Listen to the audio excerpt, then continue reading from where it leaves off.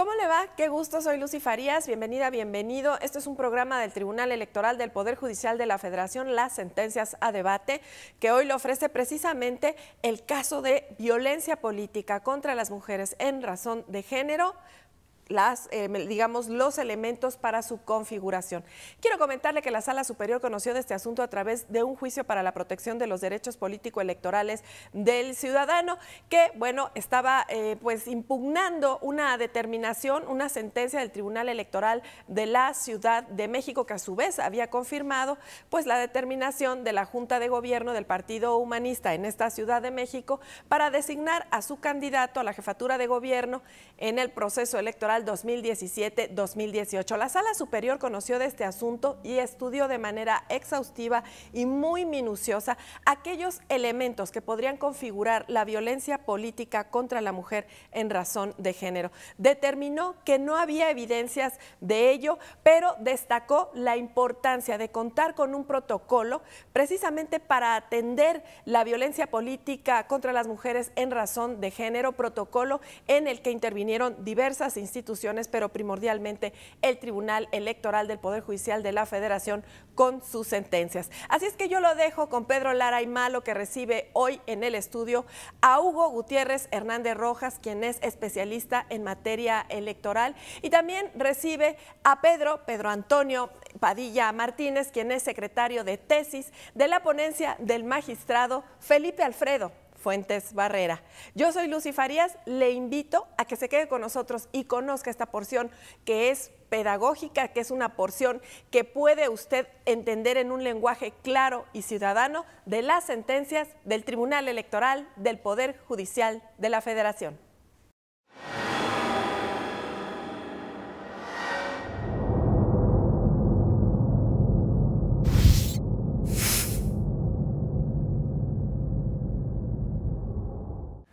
¿Qué tal? Sean todos bienvenidos a su programa Las Sentencias a Debate del Tribunal Electoral del Poder Judicial de la Federación.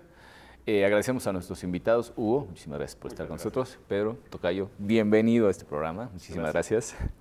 Y bueno, pues en esta ocasión vamos a hablar sobre el juicio para la protección de los derechos político-electorales número 204 de este año, que tiene como trasfondo la elección del candidato que presentaría en su momento el Partido Humanista para contender por la jefatura de gobierno en la Ciudad de México, y el proceso efectivamente que se llevó a cabo para poder elegir a quien iba a representar a este instituto político en esa contienda local. ¿Y quién mejor que el secretario para que nos ponga un poco en el contexto de los hechos? Y pues cuéntanos un poquillo los precedentes, cómo se da este proceso dentro del ámbito local para que este partido contienda por la candidatura a la jefatura de gobierno de la Ciudad de México. Claro que sí, tocayo. Antes que nada, muchas gracias por la invitación. Al contrario. Como bien comentas, el contexto de este asunto es el procedimiento interno en el Partido Humanista para elegir al candidato para postularlo en la elección a jefatura de gobierno de la Ciudad de México. Aquí voy a precisar algunos antecedentes para poder platicar. Meternos en exactamente. Primero, el partido emite una convocatoria, y en esta convocatoria únicamente se registran dos aspirantes, la aquí actora, Eunice Sierra, y Marco Rascón. En todo el procedimiento únicamente participaron ellos. En un primer momento, el Partido Humanista, después de todas las etapas que se previeron en la propia convocatoria, emite un dictamen en el cual designa a Marco Rascón como su candidato. Este primer dictamen es controvertido por la actora y toca conocer al órgano interno de justicia partidista. Este órgano determina revocar, en esencia ordenó a la Junta de Gobierno de la Ciudad de México que tomara en cuenta diversas cuestiones que no consideró en este dictamen, también que evitara de cualquier modo sesgos o cualquier discriminación por razón de género, que considerara algunos antecedentes de la actora que no se habían considerado y también que dejara fuera algunas consideraciones sobre la relación con otras candidaturas, porque consideró que, bueno, entre muchas otras cosas, que debía ser Marco Rascón porque los otros las otras coaliciones de partidos y los demás partidos políticos estaban postulando solamente a mujeres. Entonces, Sí, aquí es importante esto, pero cabe precisar que en la impugnación en la instancia partidista esto queda fuera porque lo ordena el propio órgano de justicia interno. Después de esto, la Junta de Gobierno de la Ciudad de México, el Partido Humanista, emite un nuevo dictamen en cumplimiento a esta sentencia y de nueva cuenta designa a Marco Rascón. Esta sentencia es también controvertida por la aquí actora, Eunice Sierra, ante el Tribunal Electoral de la Ciudad de México, quien también determinó confirmar. Aquí es importante la impugnación aquí en la instancia local porque la actora hizo valer, entre algunas otras cuestiones, de manera destacada, discriminación por razón de género y también violencia política en su contra. La violencia política en su contra la hace depender de una relación laboral que tuvo en la Asamblea Legislativa con uno de los miembros de la Junta de Gobierno del Partido Humanista, que es el órgano al que le tocó resolver la designación. Entonces, fue su jefe en la Asamblea Legislativa. Ella aduce un despido injustificado y también presentó una queja ante la Comisión de Derechos Humanos de la Ciudad de México, en la que manifestó, entre otras cuestiones, acoso laboral. ¿Por razón de género? No, realmente ahí la cuestión es únicamente acoso laboral. Sí se relaciona con algunas cuestiones de género, pero destacadamente es acoso laboral, que no necesariamente es necesario. Es que te pregunto eso porque me da la sensación que todo lo que argumenta precisamente esta ciudadana a la hora de presentar su demanda, en sus agravios se expone cuestiones que parecen estar todas directa o indirectamente conectadas con la violencia política de género, ¿no? Y uno ya acostumbrado al tratamiento de estas cuestiones de conflicto cuando hay candidaturas en las que pues, se tiene que dirimir entre un hombre y una mujer, en razón de las acciones afirmativas tan necesarias, evidentemente, no es una cuestión menor, pero que en algún momento ya parecen prefigurar un sesgo, ¿no? Una especie como de combate que se establece de manera anticipada entre un candidato y una candidata. Y muchas veces el argumento, precisamente cuando la candidata no llega, con razón en la mayoría de los casos, es que opera cierto sesgo de discriminación por razón de género, ¿no? O hay violencia calificada como tal por razón de género, etc. Y bueno, pues en el entendido de que cuando se habla precisamente por razón de género es exclusivamente, o por lo menos como motor principal de esas irregularidades, el propio género, es decir, que estemos frente al caso de una mujer. Entonces, bueno, esto creo que empieza a complicar el panorama cuando precisamente se argumenta, en el caso, por ejemplo, de una demanda, porque pues el tema ya parece como que es de cajón, ¿no? Y hay que argumentar la violencia política, que es un fenómeno muy real, y lo hemos hablado cientos de veces en este programa, es un fenómeno muy real que hay que combatir y hay que erradicar, pero parece ser que ya de cajón ese es el argumento principal, ¿no? La línea toral, digamos. Por supuesto. Aquí, como bien señalan, el simple hecho de manifestar por parte de la ciudadana, de la competidora a la candidatura para el gobierno del Distrito Federal, el simple hecho de manifestar que existe una violencia política en su contra o actos de discriminación por género, obliga a las autoridades precisamente a implementar el protocolo para estudiar si existió o no esa violación y si la determinación, en este caso del Partido Humanista, tuvo que ver precisamente con una violación, una violencia política o una discriminación por razón de género, ¿no? Claro. Y al final de cuentas yo no sé si también el abuso de estas posturas procesalmente hablando podrían en algún momento tener justamente los efectos contrarios que se buscan. Y lo hemos visto en algunos casos en los que se malbaratan los derechos. Porque hay una argumentación, digamos, ya prefabricada, que suele ser muy sólida frente al juzgador, etcétera, etcétera. Entonces, se adopta de tal forma que cuando se coteja con la realidad de los hechos, hay discrepancias, y esas discrepancias hacen precisamente que el verdadero valor de las acciones, ya no las afirmativas, sino aquellas que se derivarían procesalmente de las acciones afirmativas, empiecen a decrecer en su verdadera utilidad, ¿no? Por supuesto. Entonces, al final yo no sé si estamos en este caso, ya lo veremos a lo largo del programa, pero creo que estamos en este caso en el que el planteamiento de cajón es ya por ese lado y que obliga, como bien adelantaste tú, a asumir este protocolo para juzgar con perspectiva de género. ¿Qué es lo que este protocolo obliga a hacer al juzgador? Es decir, ¿a qué cuestiones lo constriñe como una metodología cuando se encuentra uno frente a estos casos y hay que saber si efectivamente se está frente a una cuestión de violaciones por razón de género, ¿no? Así es. ¿Cuáles son, digamos, las obligaciones de manera general que se derivan de este protocolo, que debe ser adoptado por todos quienes pues, se enfrentan frente a casos en los que hay conflictos, digamos, de género y que tienen que tener esa perspectiva como forma de compensación por la desventaja histórica, ¿no? Claro que sí. En primer lugar, este protocolo, su objeto es servir de guía para identificar precisamente estas situaciones de violencia política y de alguna manera poderlas resolver.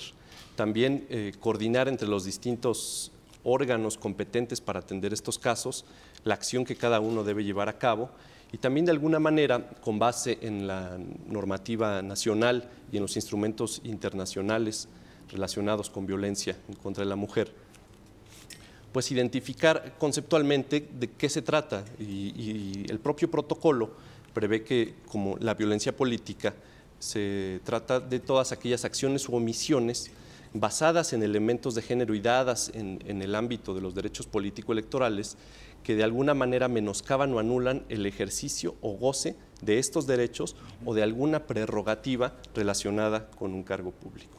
Entonces, es importante aquí entender este concepto y también el objeto. Entonces, con base en eso es que se consideró en la sentencia, tanto del Tribunal de la Ciudad de México como el de la Sala Superior, que no se llegó a la convicción de que existió violencia de género. Primero, es importante aquí destacar que el Tribunal Electoral de la Ciudad de México sí consideró el protocolo y también el protocolo para juzgar con perspectiva de género que emitió la Suprema Corte de Justicia de la Nación y así como la jurisprudencia tanto de la Sala Superior como de la Suprema Corte para atender estos casos. Con base en ello únicamente llegó a la conclusión de que lo que estaba acreditado era una relación laboral y el despido injustificado que alegó la actora y también la queja que presentó ante la Comisión de Derechos Humanos. Sin embargo, no existió, y eso también se precisa en la sentencia de la Sala Superior, que no hay un nexo causal entre estas circunstancias que se acreditan, que es el despido y la queja, y la presunta vulneración a los derechos políticos del actor. No se entiende cómo se pasa uno de A a C sin atravesar B, ¿no? Exactamente. Y eso es justo a lo que me refería, ¿no? Hace un momento, es introducir determinadas cuestiones que ya están asumidas como metodología para el estudio de casos en los que hay presuntamente algún tipo de violencia de género y querer meterlo a fuerza a un molde diferente en el que pues estamos viendo que no se trata ahora mismo de la relación que ella laboralmente pudo haber tenido con uno de los miembros de este órgano partidista, responsable también pues colegiadamente, ¿eh? Hay que aclarar que no se trata de un solo miembro el que toma esta decisión, sino que es un cuerpo colegiado que hace una serie de valoraciones. Y me hace pensar también en que al final de cuentas el órgano de disciplina partidista, que es la primera instancia que conoce precisamente de este conflicto, lo primero que hace es mandar reponer ese procedimiento por una serie de cuestiones que podríamos incluso llegar a considerar como dentro de las categorías sospechosas. Es decir, en el derecho también vale eso de que no hagas cosas buenas que parezcan malas, claro, ¿no? Y en esa apariencia del buen derecho, que tiene que tener pues, evidentemente cierto fondo, nos encontramos también con casos en los que efectivamente sí hay una discriminación sistematizada, etcétera, etcétera. Pero aquí como queremos meter el cuadrado dentro del círculo a fuerza, y esto viene a cuento por lo que decíamos un poco, ¿no? Es rebajar el verdadero valor de los derechos y en la praxis protegerlos de manera deficiente, precisamente porque una argumentación ya hecha para juzgar cuestiones que tienen que ver con conflictos de género, y que si se aplican a contextos diferentes, pues malbarata uno precisamente todos esos elementos. Como consecuencia, podría ser una decisión totalmente injusta o pasar por encima, aunque sea parcialmente, de los derechos de la contraparte. Y la pregunta en este caso es, ¿tú crees realmente que estamos en un momento en el que tenemos que empezar ya a agarrar equilibrios que compensen un poco las acciones afirmativas? En el entendido de que no tenemos en la praxis ese 50-50 realmente, pero estamos ya muy cerca. Y no sé si ya podemos dar el golpe de timón para empezar a enderezar la nave o seguir por el mismo camino con estos riesgos, ¿no? Como señalas, y se ha reiterado muchísimas veces, esta violencia política por razones de género, tenemos antecedentes, tenemos casos, es decir, ha sido recurrente en nuestro sistema una violación por materia de género. En este caso en particular, creo que si bien no fue materia de estudio judicialmente, este primer dictamen que emitió el Partido Humanista, sí había en un principio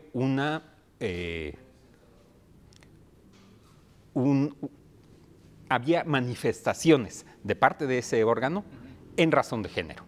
Es decir, decía, toda vez que al parecer las demás coaliciones y los demás actores van a postular mujeres al cargo, uno de los elementos para tomar la determinación es que exista un hombre para que la ciudadanía, es decir, los habitantes del Distrito Federal, tengan más opciones para emitir su voto y no sean puras mujeres las que estén. Sea más equilibrado. Sí. Aquí se veía que sí había una determinación por género, es decir, fue uno de los elementos que tomó en cuenta esa comisión. Afortunadamente, bueno, no sabemos si afortunadamente, porque no fue materia de estudio de la litis, el propio órgano revocó esa determinación y ordenó realizar la elección del candidato sin tomar en cuenta estos aspectos de género. Hubiera sido interesante ver si esa determinación subsistía, si esa determinación pasaba este protocolo de género. Toda vez que no fue así y viene la primera determinación del órgano, pues tal vez la ciudadana quedó con esos antecedentes de que ya hubo una determinación y hizo valer esta violencia política de género ante las autoridades subsecuentes. Claro. No, a mí me resultó algo hasta cierto punto lógico cuando estaba leyendo la sentencia y ver cómo argumentó el propio partido, porque lo hemos hecho al contrario. Y por eso hablaba yo de un poco de llegar a dar ese golpe de timón y equilibrar a la nave. No sé, yo soy una persona quizá de las menos cualificadas para poder tratar un tema de esos porque desconozco los números. La estadística no está en mi mano, pero yo creo que podemos en este momento empezar incluso a considerar que pues, la equidad es acciones afirmativas, ya sea en favor de mujeres o de hombres. Y es difícil porque normalmente las acciones afirmativas van en bloque, es decir, no son casuísticas, no aplicamos a cada caso concreto las cuestiones. Pero quizá ese golpe de timón podría referirse perfectamente a empezar a encontrar de manera casuística la solución a cada uno de esos problemas para encontrar ese 50-50, ¿no? Que es lo ideal de la paridad. Y me quedo con esa idea. Si nos permiten, vamos a ir a nuestro primer corte y volvemos en un momento. Muchas gracias.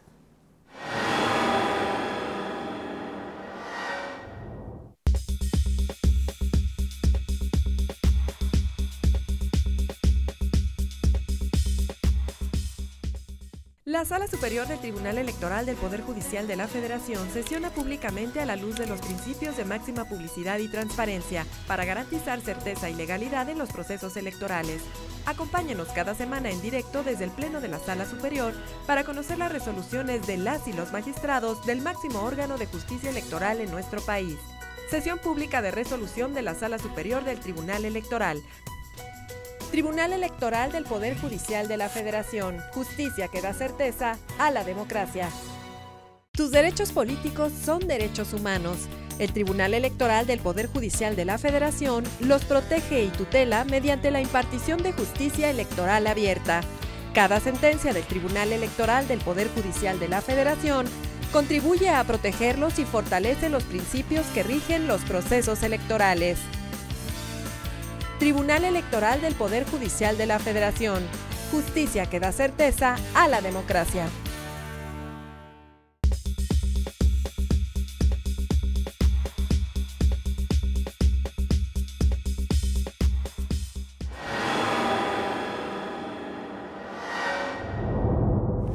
Bueno, pues ya estamos en nuestro segundo segmento de Sentencia a Debate. Hablábamos de varias cosas, pero entre ellas creo que también valdría la pena entrar de manera específica a los agravios, ¿no? Un poco para saber cuáles serían los argumentos formalizados, en todo caso de la quejosa, y cuáles son los agravios que exponen, ¿no? Básicamente ya veremos cómo se atiende cada uno de ellos, pero sus argumentos son... Claro que sí, aquí esencialmente fueron 4 argumentos, incluso ella en su demanda los identificó en 4 apartados. El primero relativo a la supuesta violación a sus derechos político-electorales, que hizo depender de lo que dijo ella en su demanda, que no le permitieron participar en el procedimiento interno de selección. Eso se consideró infundado. Evidentemente infundado, ¿no? Sí, sí, claro, sí.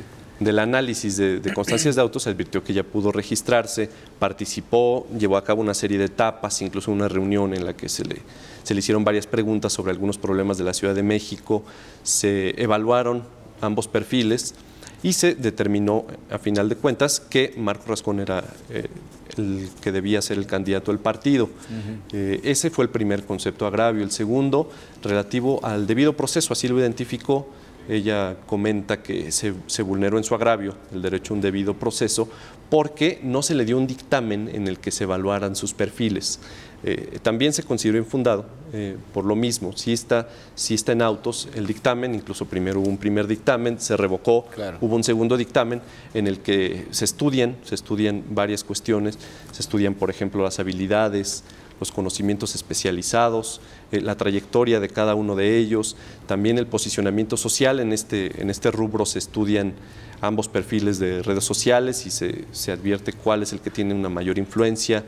También... Perdón que te interrumpa, pero sí, claro. Es un caso que a mí me resulta llamativo porque pues hasta hace unos años eran cosas que no se tenían ni en cuenta, ¿no? Claro. Y eso me llamó mucho la atención, y perdón que haya cortado a mi tocayo, pero me pareció interesante que se haya hecho una evaluación, por ejemplo, del impacto que tienen como personajes de la vida pública en redes sociales, y decían, no, pues es que Marco Rascón en el Facebook arrasa, ¿no? Prácticamente, ¿no? Y es curioso porque esas cosas son elementos que ahora podemos darles un valor objetivo, pero que hasta hace 2 procesos electorales, no nos vamos más lejos, dos procesos federales electorales para atrás, eso ni siquiera se oía, nadie sabía con qué se comía eso. Y estamos al final de cuentas también entrando a una etapa en la que el condicionamiento, digamos, o la presión de medios también se empiezan a tomar en cuenta. Yo no sé si en algún momento estas cuestiones de género también se van a plantear, ya cuando estemos en la formalidad equilibrada, aunque sea, ¿no? Y digo, en la formalidad, ya veremos en la praxis cómo se dan las cosas, pero empezar a considerar estas cuestiones, yo creo que es interesante, ¿no? Lo ato con el argumento de, pues, postulamos un hombre porque ya hay prácticamente puras mujeres, ¿no? Digo, está Miquel Arriola, por supuesto, también entre los contendientes, en este caso por el Partido Revolucionario Institucional, pero el resto son mujeres, efectivamente. Si quienes contienden a la jefatura de gobierno en la Ciudad de México son ya ahora con esto pues podríamos hablar de un 60-70% candidatas mujeres, en lugar de 50-50, ¿no? Aún teniendo a un hombre en el caso de la postulación del Partido Humanista. Entonces, como que ya se empiezan a ver las cosas desde perspectivas un poco más amplias y sobre todo amplias en el sentido social, ¿no?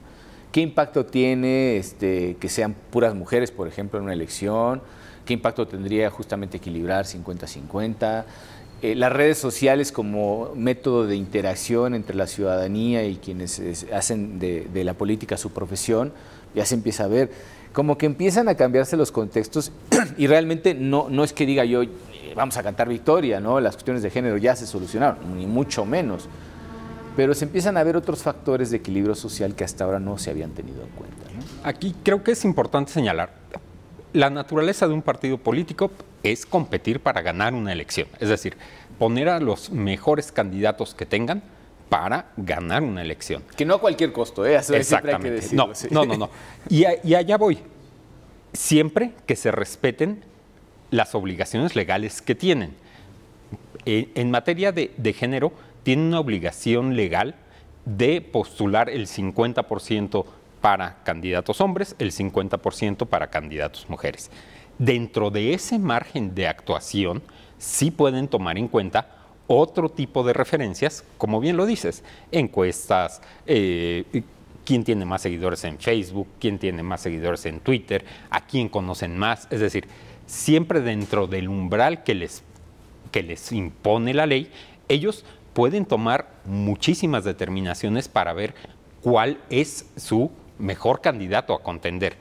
En este caso, el dictamen deja de lado la parte de género y se enfoca a estas cualidades personales de los posibles candidatos para emitir un dictamen que está basado en cuestiones objetivas, como es un número de seguidores, encuestas, quién conoce más al candidato, cuáles son las reacciones en sus interacciones en las redes sociales, y toma todos estos elementos para decidir esta candidatura para el candidato Marco Rascón.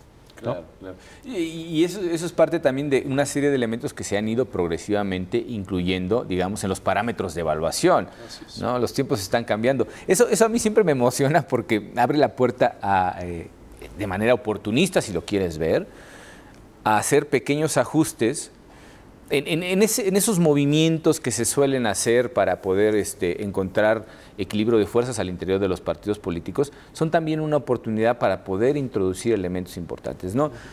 Yo he insistido a lo largo del programa en esto que planteaba el Partido Humanista, de decir, pues voy a postular a un hombre porque ya tenemos a muchas mujeres, porque no está tan lejos de la lógica. Evidentemente levanta sospechas, porque dicen, entonces lo elegiste porque es hombre, y porque tú quieres postular a un hombre porque ya tenemos a muchas mujeres. No, igual que no sucedería lo mismo al revés, ¿no? Es decir, tampoco podríamos decir, vamos a postular a una mujer por el simple hecho de ser mujer. Y aquí viene la parte ya escabrosa. Creo que lo argumentado precisamente por la quejosa se argumenta por el simple hecho de ser mujer. Y es la contraparte fea, digamos, de todo esto de las acciones afirmativas, en las que, bueno, pues evidentemente tiene que haber una compensación para poder lograr el equilibrio.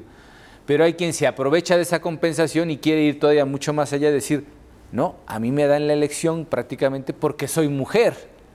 Y ahí es donde creo que entra precisamente algunos de los argumentos de la quejosa, porque como ya nos adelantabas tú en el caso de los dos primeros agravios, no se sostienen realmente, es decir, no hay hechos que sirvan de manera contundente como material probatorio para decir, efectivamente tiene usted razón, fue víctima de discriminación por razón de género, de violencia política por razón de género, fue usted despedida injustificadamente por una cuestión de discriminación de género, ¿no? Y creo que precisamente la manera en la que se han analizado los hechos a lo largo de la demanda, si bien no es lo suficientemente dura, yo hubiera sido más duro, a lo mejor con esto, precisamente por poner en peligro bienes tutelados, que es muy importante que mantengamos esa línea objetiva y sensata de dónde se están transgrediendo los derechos y dónde no. Y me da la sensación de que efectivamente es un argumentar con sentido de género, por argumentar en sentido de género, por decir, pues es que yo soy mujer y a mí el hecho de venir aquí con cuestiones de género, pues ya me da ventaja en automático. No es así. Y creo que el ejercicio que se hace precisamente respecto de cómo saber con la mayor certeza posible, desde un punto de vista lo más objetivo posible, cuando estamos frente a violaciones que están ocasionadas por cuestión de género, podemos identificarlas gracias a este protocolo y por ende también podemos identificar las que no están dentro de esta categoría, ¿no? Claro. Y perdón, ya te interrumpí con lo de los agravios, si puedes continuar con el siguiente agravio. Pues. Por supuesto. Nada más para terminar esta última parte, esto que comentamos en el segundo agravio se tomó en cuenta también para resolver los dos últimos, que adelanto que es el relativo a la discriminación por razón de género y violencia política. Esto porque efectivamente se llevó a cabo un dictamen en el que se consideraron todo lo que ya dijimos, incluso algo que me faltó mencionar es el reconocimiento social en la militancia. Esto se llevó a cabo mediante lo que se denominó en el dictamen como folios, se otorgó una papeleta a los miembros de la Asamblea Estatal en la Ciudad de México y de la Junta de Gobierno del Partido Humanista para que se decantaran por una u otra opción. En este ejercicio, Marco Rascón tuvo 69 folios a favor contra 7 de Eunice Sierra. Entonces, todo esto se consideró para llegar a la conclusión de que Marco Rascón debía ser el candidato. Los últimos dos conceptos de agravio relacionados, como adelantaba, con discriminación y violencia política de género, como la actora los hace depender de una misma causa, que es precisamente ese despido y esa queja a la que hacía alusión, es que se estudian de manera conjunta en la sentencia.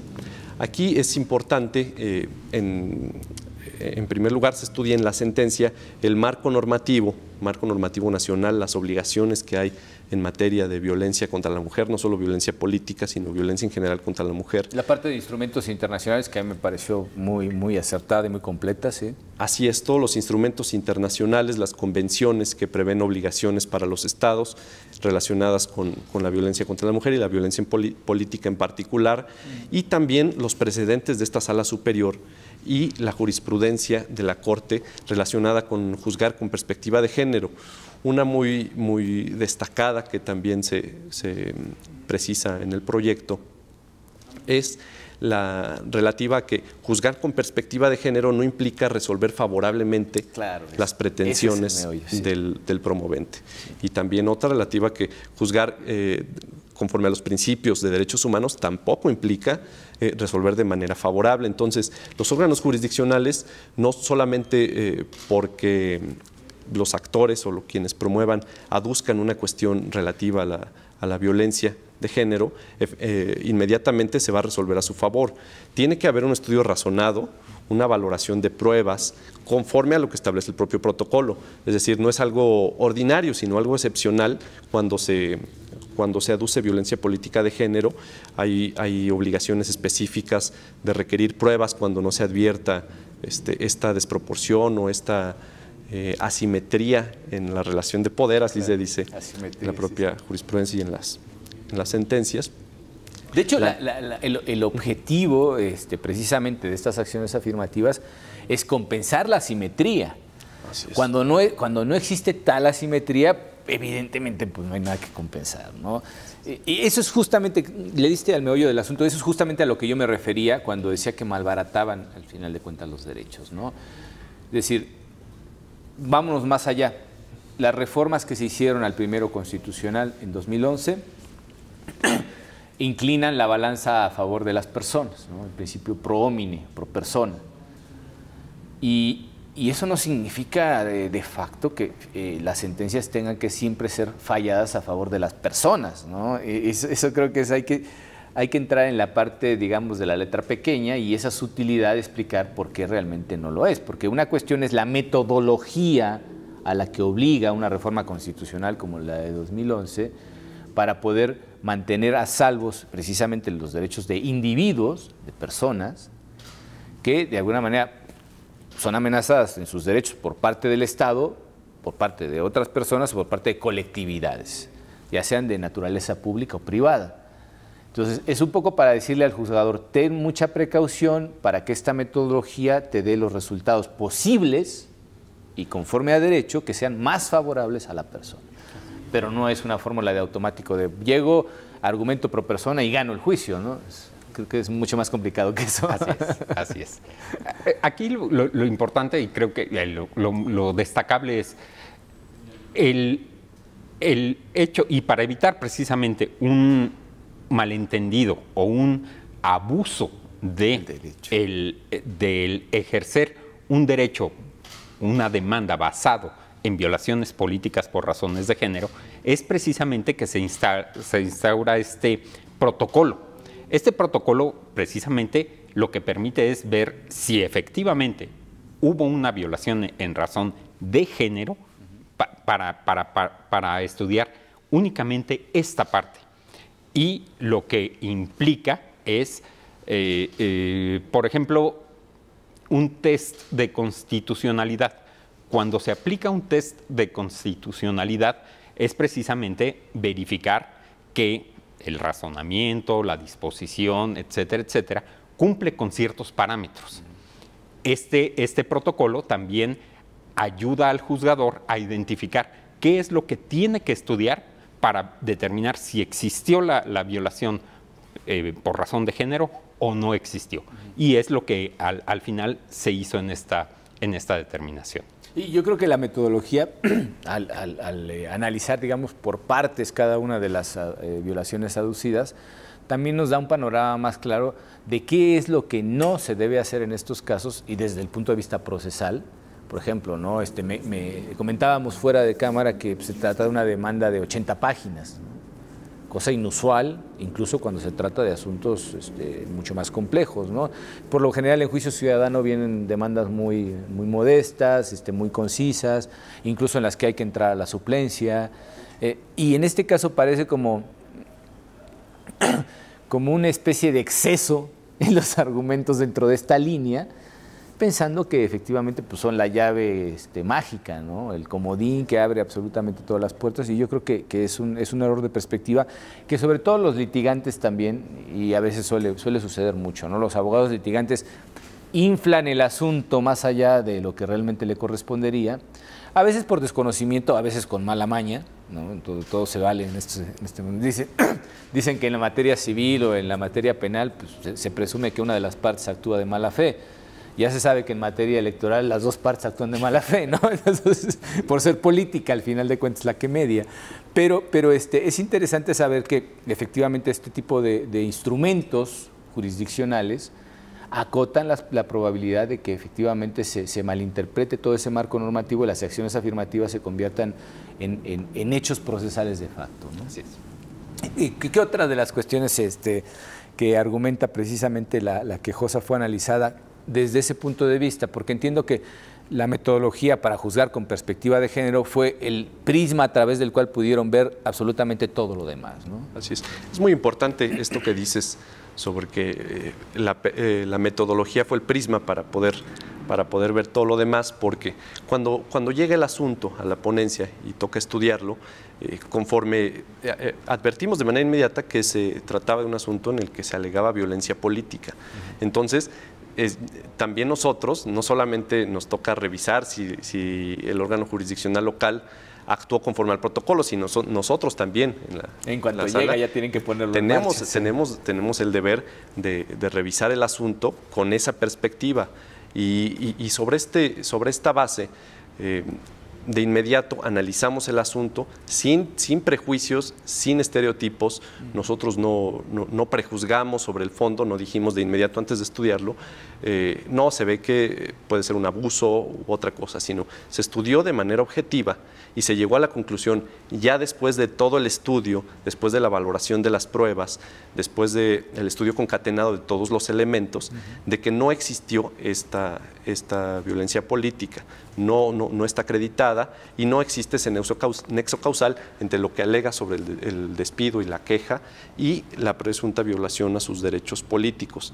Entonces, nosotros con base en ello preparamos el proyecto en el que consideramos de manera objetiva y conforme también a las obligaciones que establece el propio protocolo y la jurisprudencia relacionada con el juzgar con perspectiva de género, se llegó a la conclusión de que no existió tal violación. Correcto. Si nos permiten, vamos a ir a nuestro segundo corte y volvemos en un momento. Gracias.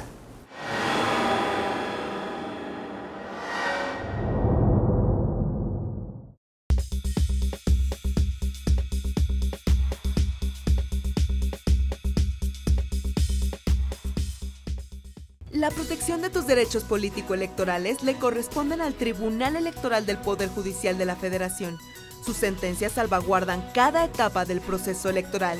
Proteger tu decisión en la urna y resolver los conflictos electorales es precisamente la función primordial del Tribunal Electoral del Poder Judicial de la Federación.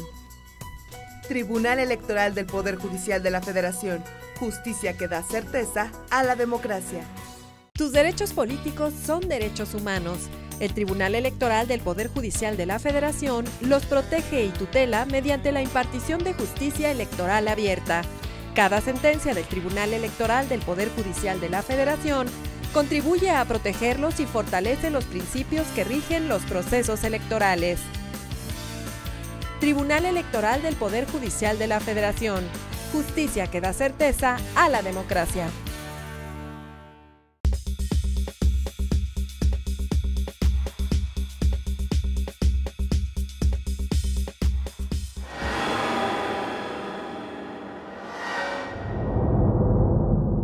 Bueno, pues de regreso ya con ustedes en este último segmento de nuestro programa. Y voy a decirlo de una manera sintética, quizás suene un poco violenta, pero así es como lo veo y lo digo respetuosamente. Estamos en un caso en el que se puede aprender precisamente a través de la aplicación de este protocolo para juzgar con perspectiva de género, cuando no nos encontramos frente a un caso de violencia política contra las mujeres o un caso de acoso por razón de género. La cuestión es precisamente analizar en base a esas directrices que nos da el protocolo, en qué casos específicos, dividiendo, digamos, en partecitas más digeribles todo el asunto y lo que cuenta en este caso la actora, de tal suerte que pues, se corrobora que efectivamente las cuestiones que plantea este protocolo para saber que nos encontramos efectivamente frente a una cuestión de violencia política de género no se dan. ¿Y cuáles son las principales, precisamente, que hemos visto? Evidentemente todas tienen que ver con ese nexo causal porque los argumentos de la quejosa no explican cómo efectivamente todo ese proceso vivido en el ámbito laboral en la Asamblea Legislativa le puede haber afectado para no concurrir como candidata del Partido Humanista a la jefatura de gobierno y que se le hayan dado, en este caso, pues a un hombre, ¿no? Claro. Pero ya yendo, digamos, a lo fino de este protocolo, ¿cómo podríamos ir parte por parte de sus argumentos, viendo si encajan o no? Y que ya vimos, bueno, que evidentemente no encajan dentro de ese molde que hemos hecho, ¿no? Claro que sí. Pues uno de los elementos principales para poder configurar la violencia política es que exista esta desproporción o esta violencia específicamente a la mujer por el hecho de ser mujer y en el que se advierta una asimetría de poder, que se advierta una desproporción realmente por esto. En ese sentido, fue muy importante contar en el expediente con el dictamen y fue también gran parte de la decisión del análisis de este dictamen, porque se advirtieron de ahí elementos objetivos que no pudieron hacer que ni siquiera de manera indiciaria, exactamente, se pudiera advertir esa violencia política, porque, como comentaba ya en el dictamen, se basa en parámetros objetivos, se estudian y después del estudio y de la comparación de los perfiles que se hace de Marco Rascón y de Eunice Sierra, se llega a la conclusión de que debía ser Marco Rascón, incluso abundando a esta decisión, el órgano partidista aduce que es también por una cuestión de estrategia electoral, por la necesidad de postular un candidato competitivo, por la necesidad de conservar también el registro, de ser conocido en el electorado. Entonces son cuestiones objetivas, realmente se advierte que son cuestiones objetivas, entonces desde ahí no se advirtió que se cumpliera esta primer desproporción o esta violencia contra la mujer, por lo que los demás etapas, que es que fuera perpetrado por un agente del Estado, por un partido político, o por cualquier persona en general, pero el propio protocolo señala de manera ejemplificativa varios, que puede ser un partido político, sus órganos, un agente del Estado, incluso compañeros de trabajo. Entonces, también la manera, señala el propio protocolo, en la que se puede llevar a cabo esta violencia, que puede ser de manera verbal, física, incluso hasta sexual, o puede llegar a muchos otros escenarios. Sí, sí. De ahí, del primer elemento, con base en el análisis que se hizo del dictamen, el segundo dictamen, porque el primero ya quedó fuera en el análisis porque ya había estado superado. Perdón, tocayo, perdón que te interrumpa, pero quiero sentar un poco para que el público sepa cuáles fueron precisamente las observaciones formuladas por la Junta de Gobierno para la elaboración de ese segundo dictamen como resultado, pues, de la sentencia que emitió el tribunal. Y las recomendaciones consisten en que se debe fundar y motivar la omisión de llevar a cabo una encuesta sobre el posicionamiento de los precandidatos, porque entiendo que esa fue una de las cuestiones. Decían, es que no se hizo una encuesta entre la militancia, ¿no? El segundo aspecto, debe evitarse cualquier acto que pudiera presumir discriminación. Estamos hablando de las llamadas categorías sospechosas y finalmente aquellas cosas que pueden ser buenas, pero que no parecen serlo, ¿no? O viceversa también, porque estamos hablando de hechos consumados. Se debe señalar de manera fundada y motivada las razones de género en la decisión y designación del órgano elector. Se deberán exponer con mayores razones a aquellas que se refieren a los factores externos y de permanencia política, que es la militancia, en fin, serie de cuestiones, ¿no? Es necesario valorar si la precandidata presentó en tiempo y forma su informe de fiscalización. Se debe tomar en cuenta que la precandidata se desempeñó como subdirectora de apoyo a la Secretaría de la Mesa Directiva de Apoyo al Proceso Parlamentario de la Asamblea Legislativa, que es precisamente el cargo del cual se deriva toda esta cuestión de que ella aduce que es discriminatoria, ¿no? Entonces, a partir de estos elementos, que a mí me parecen de una corrección jurídica impecable, es cuando se emite ese segundo dictamen y se toman en cuenta efectivamente todas estas cuestiones que podrían incluso en algún momento despertar sospechas, fundadas o infundadas, pero despertar sospechas respecto de cualquier decisión que se haya tomado en cuenta exclusivamente de género, ¿no? Perdón, tocayo, si puedes continuar. Gracias. Una postilla nada más. Y también es muy importante esto que mencionas, porque parte de los argumentos que expuso la actora en la instancia ante la Sala Superior fue que no se tomó en cuenta las cuestiones de género y hace referencia de manera indirecta al primer dictamen. En ese sentido, en el proyecto se precisa de manera clara que este primer dictamen fue superado, fue revocado. Para eso se citan los antecedentes. Se emitió el primer dictamen, lo revocó el órgano de justicia partidista, se emite el segundo y ese es el que sobre el que versa todo el estudio. Entonces es muy importante esta parte, eso también se desestimó porque ese dictamen y todas las consideraciones que en él se contenían quedaron superadas por el segundo dictamen, en el cual sí se llevaron a cabo el estudio con parámetros objetivos y se llegó a la conclusión que ya sabemos. Claro, que efectivamente se confirmó esta. Aquí otra de las cuestiones interesantes es en qué medida estaban obligados, por ejemplo, a hacer un referéndum al interior del propio partido, recoger la opinión, digamos, de los militantes. Y hemos visto que, primero, esto se tiene que plantear con cierta antelación, ¿no? Yo recuerdo aquella primera interna del PRD en la que entró el Instituto Nacional Electoral a colaborar en la organización. Perdón la expresión, fue un desgarriate absoluto, ¿no? Después vino la del PAN también y que, bueno, ya esa un poco con la experiencia del anterior funcionó un poco mejor. Pero los procesos internos de selección de candidatos son bastante complicados y problemáticos, ¿no? En prácticamente todos los partidos, digo, salvo cuando hay, como se suele decir, dedazo y ya nadie dice nada, ¿no? Así es. Aquí la ley les otorga a los partidos políticos las más amplias facultades para autodeterminarse, es decir, darse sus propias reglas internas y como mejor les funcione a cada organización, siempre cumpliendo ciertos parámetros. Sí, con ciertos límites, exactamente, ¿no? con ciertos límites. No obstante eso, lo que también se puede apreciar de esta demanda es precisamente lo que se comentaba hace un momento. Ese primer dictamen emitido sí consideraba una cuestión de género, para bien o para mal, la consideraba. Ante el nuevo dictamen que ya no consideró absolutamente nada de género y se fue bajo estos parámetros que fueron las recomendaciones más objetivos que les dio su propio órgano interno, a partir de ahí lo que parecía es la misma demanda o los mismos agravios que se presentaron ante ese primer dictamen que al final fue revocado, fueron los que se siguieron repitiendo tanto en el Tribunal Electoral local como en la Sala Superior. De hecho, en la sentencia se señala, hubo voto particular en el Tribunal Electoral del Estado, de la Ciudad de México.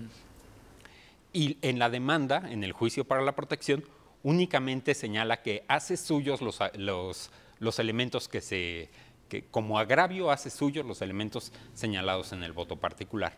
Y la resolución que en este caso estamos estudiando señala que tampoco puede hacerse en automático referencia a un voto particular como agravios en una demanda. De hecho, permíteme leer la jurisprudencia. El rubro es voto particular resulta inoperante la mera referencia del actor de que se tenga como expresión de agravios. O sea, ya ni siquiera se puede plantear como tal, ¿no? Así es. Mucho menos pensar que se resuelve en el mismo sentido, sí. Por supuesto.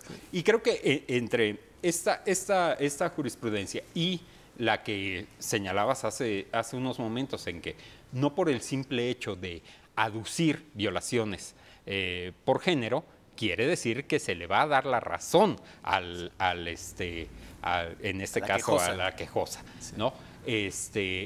Yo creo que es de las cosas más importantes, como se señala dentro del marco de actuación del protocolo, se determina que no existieron ningún tipo de violación en materia de género. Claro, y creo que pasar, digamos, por las instrucciones del protocolo es el requisito indispensable para saber que efectivamente ese caso se abordó como se debía de abordar, en previsión de que efectivamente hubiera violencia de género, ¿no? Que estuviéramos frente a un caso de discriminación política por razón de género, etcétera. Pero es que si no se aplica el protocolo, no se puede conocer de manera objetiva precisamente si se está produciendo o no la vulneración aducida. Y la cuestión es precisamente que no se deben de plantear estas cosas per se como la razón por la cual tiene que inclinarse el juzgador, porque si se trata de una cuestión de género, pues yo siendo mujer, tú tienes que fallar a mi favor. No, tienes que desvirtuar una serie de presunciones, tienes que probar de manera determinante que efectivamente esas cuestiones que se aducían, que pertenecían al ámbito laboral, en este caso la Asamblea Legislativa donde laboraba esta ciudadana, tuvieron verdadera incidencia, lo que decías tú del nexo causal, o sea, no es que se configure de manera automática una cosa a la otra. Y los planteamientos tal cual creo que se fueron analizando a lo largo de esta sentencia permiten de manera clara e indubitable decir que no tuvo una relación directa todo eso que esta persona ha vivido en el ámbito de su desempeño en la Asamblea Legislativa, que por otro lado fueron 3 meses, ¿no? O sea, yo creo que habría que ver, incluso sin prejuzgar, pero habría que ver realmente si esos argumentos llegan a configurarse como algo serio, sólido, para poder desvirtuar, en todo caso, pues, las razones que se argumentaban en la sentencia de la responsable. Y sin embargo, creo que en este caso pues simplemente no alcanzó, ¿no? No alcanzó porque esos argumentos, por mucho que intentara enfocarlos desde una perspectiva de género, no configuraban tal cosa. Y es tratar con un tema realmente muy delicado. Yo incluso lanzaría un mensaje, y lo diría igual que lo decimos con los partidos políticos. Tú has sido testigo, creo, de algunas de esas recomendaciones.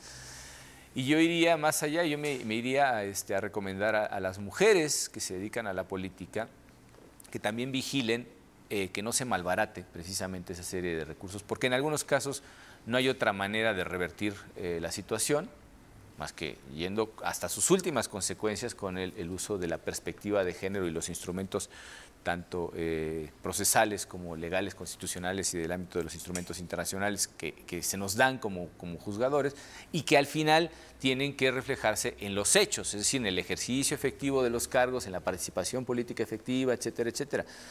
Y yo creo que las mujeres que han luchado por conseguir precisamente unos avances ya no tan modestos, afortunadamente, pero todavía insuficientes, deberían de vigilar que no sean mal usados precisamente estos instrumentos que han costado mucho, que han sido resultado de una lucha incansable, por lo menos de década y media que llevamos con estos temas, llevándolos hasta sus últimas consecuencias, y que de alguna manera podrían resultar contraproducentes para lo que se trata en este caso de proteger, que son los derechos político-electorales de las ciudadanas, ¿no? De las mujeres. Y ya por último, bueno, pues evidentemente se infiere que se confirma la sentencia del tribunal responsable. Ya hemos visto además a Marco Rascón ya en el debate que tuvimos de candidatos a la Ciudad de México. Y mi pregunta tiene que ver ya con esa perspectiva, es decir, ya sabiendo que efectivamente pues esta sentencia dejó fuera a esta ciudadana, por razones evidentemente objetivas expuestas a lo largo de la sentencia, Pero, ¿qué perspectiva tenemos para una competencia real? Ahora que tenemos dos candidatos varones y 4 candidatas mujeres a la jefatura de gobierno de la Ciudad de México, aquí vamos a ver también los efectos precisamente de esa paridad en la práctica, ¿no? Es decir, la ciudadanía tiene la posibilidad de elegir entre 4 mujeres y 2 hombres a su próximo jefe de gobierno aquí en la Ciudad de México. Y yo creo que estas cosas abonan precisamente a la claridad de por qué se toman estas decisiones, que no sea en razón de discriminación de género, y se tiene en cuenta también la competitividad política, que es algo que hemos dicho muy recientemente en una sentencia, cuando hablábamos de independientes, decían, no se le abre la puerta a todo el mundo porque la competitividad es algo importante, ¿no? Entonces, en este aspecto, conocer su opinión respecto de la competitividad que puede haber en estas elecciones que están ya a la vuelta de la esquina, entre hombres y mujeres como parte pues, de la competencia natural de la política, ¿no? Pues yo lo primero que veo sobre este tema es, y celebro, es la gran participación de candidatas mujeres. Eso es un signo de que vamos por buen camino. Estamos haciendo las cosas más o menos bien, ¿no? Todavía falta mucho en lograr una paridad real, no solo en la postulación, sino en la integración de órganos de elección popular. Y es realmente loable que haya una participación tan grande de mujeres. Y lo que también celebro es que la contienda no se está centrando en cuestiones de género, es decir, porque ella es mujer voy a votar por ella o porque él es hombre voy a votar por él, sino en méritos personales y objetivos de cada candidato, y eso es lo deseable siempre, que la decisión que se tome siempre sea en base a cuestiones objetivas, no con base en una cuestión de género, si porque es hombre o es mujer, sino celebrar que hay una gran participación de mujeres y que también pues todas ellas tienen grandes méritos, que las tienen en ese lugar y serán una muy buena opción, como los hombres también, para el electorado, quien a final de cuentas decidirá tiene la última palabra. ¿Quién será la jefa o jefe de gobierno de la Ciudad de México? Es muy importante esto. Hugo. Yo también, como un análisis, como una reflexión general, coincido, creo que hemos avanzado mucho en las reglas para lograr una paridad. Todavía hace falta mucho y, bueno, mucho ha tenido que ver el propio Tribunal Electoral en ir construyendo a lo largo del tiempo esta paridad real, ¿no? Supimos y venimos con tanto acciones afirmativas, interpretaciones y con la resolución de asuntos en específico que nos han permitido delinear cómo llegamos. Recordemos los casos de cuando se exigía el 50-50, que pues los partidos políticos ponían el 50 de los primeros a puros hombres y el 50 los últimos a las mujeres. Se decidió que tenía que ser 1 y 1 para empezar a hacer este equilibrio. También por sentencias ha surgido en los lugares que tienen mayor votación los partidos políticos, están obligados a interponer candidatas mujeres. Tenemos acciones afirmativas que hemos visto tanto de la autoridad electoral, les señalábamos, comentábamos antes del programa, ese concurso que hizo el Instituto Nacional Electoral únicamente para mujeres. Es decir, sí existen y ha habido muchas acciones que al final parece que estamos llegando a una paridad y hacer efectivo lo que nos señala la ley como obligación, tanto para las autoridades, los partidos políticos, y esperemos llegar al final en una integración equitativa de los poderes públicos. Así es, yo creo que eso promete ser tal cual y esperemos que al final de cuentas tenemos a 2 mujeres en la contienda que ya tienen experiencia de gobierno y probablemente por ahí vaya el asunto. Bueno, pues no nos resta más que agradecerles a nuestros invitados y por supuesto a ustedes, su amabilísima compañía en esta emisión de Sentencias de Debate. Los esperamos para la próxima. Muchísimas gracias, hasta pronto.